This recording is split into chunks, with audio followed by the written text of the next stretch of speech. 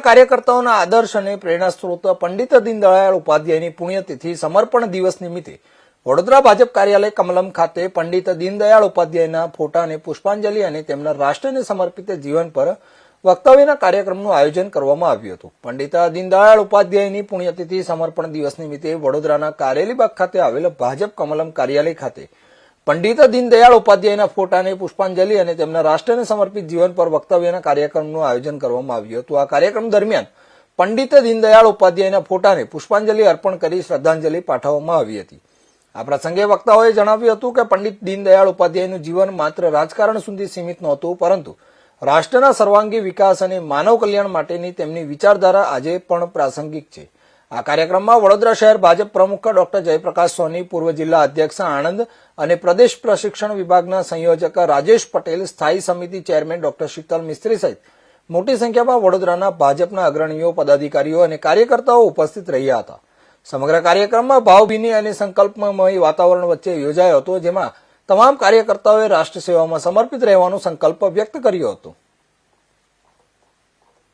જે ભારતીય જનતા પાર્ટી વડોદરા મહાનગર દ્વારા પરમ શ્રદ્ધેય પંડિત દીનદયાળ ઉપાધ્યાયજીની પુણ્યતિથિ નિમિત્તે એક વક્તવ્યનો કાર્યક્રમ ભારતીય જનતા પાર્ટી વડોદરા મહાનગર કાર્યાલય ખાતે આયોજિત કરવામાં આવ્યો છે.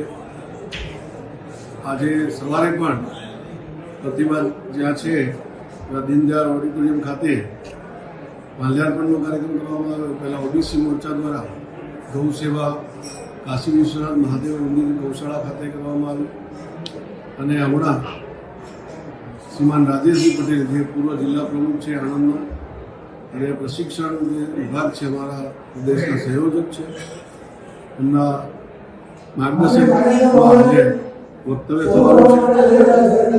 પંડિત દીનદયાળ ઉપાધ્યાયજીની જે વિચાર હતો એ ભારતીય જનતા પાર્ટીનો વિચાર બની ગયો છે. તેમનું એકાત્મ માર્ગદર્શન, અંત્યોદયનું ચિંતન આજે જન સુધી પહોંચ્યું છે.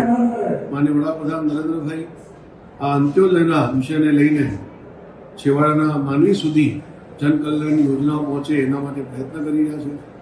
સૌ કાર્યકર્તાઓને સૌને નમ્ર અપીલ છે કે અંત્યોદયનો જે આ વિચાર છે એ જન સુધી પહોંચે અને માન્ય પરમ શ્રદ્ધેય આપણા પંડિત દીનદયાળજીને આપણે સાચી શ્રદ્ધાંજલિ